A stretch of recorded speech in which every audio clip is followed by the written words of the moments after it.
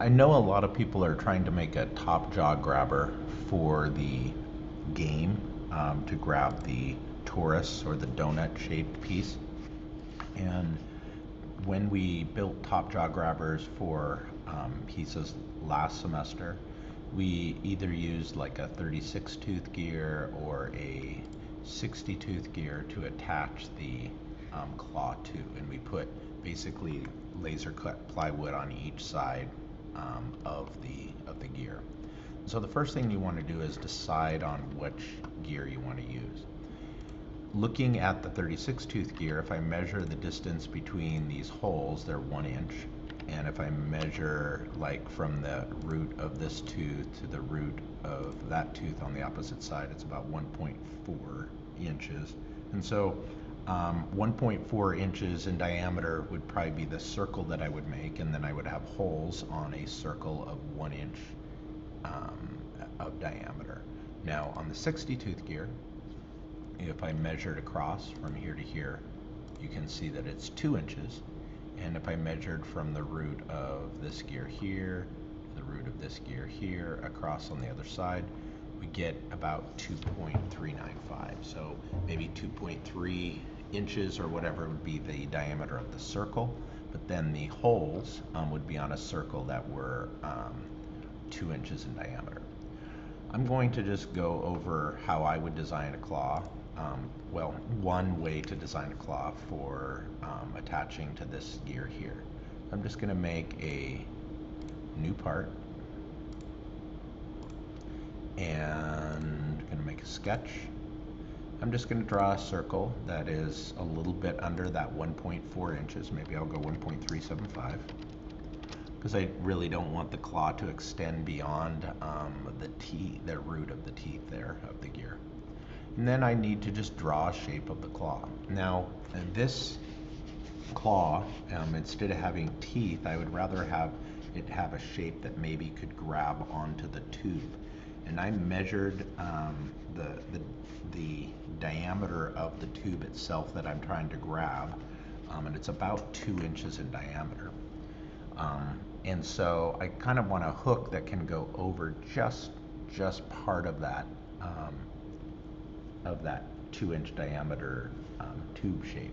And so there's lots of ways to do this. I'm just going to go maybe draw a straight line from this point here, and I might go over and start the arced part an inch away. So I'm going to dimension this to be 1 inch. And then I can just go to an arc and click on here, maybe click somewhere over here and make an arc. And then I can go here and click here and make an arc. Now, I want to make an arc that fits over the tube nicely. And so if I make that radius a little bit larger than the radius of what I'm trying to grab onto, then it should fit over nicely. Now a 2 inch diameter means a 1 inch radius, so maybe I'll just make this 1.05 or something like that. You could see that this part here then would grab onto that tube, and you can then just change the location of this point to get the shape that you like. A couple niceties, you can go like tangent, make this tangent to this so it's a little smoother there. You can grab this endpoint and get it how you would like, so you get the shape that you prefer. Maybe something like that looks reasonable.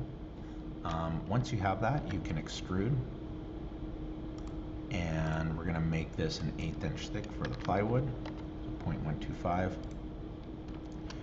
Might be nice to fillet some of these sharp edges.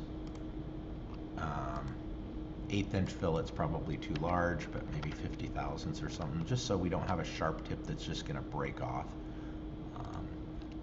And that gives us a reasonable arc to grab onto that tube.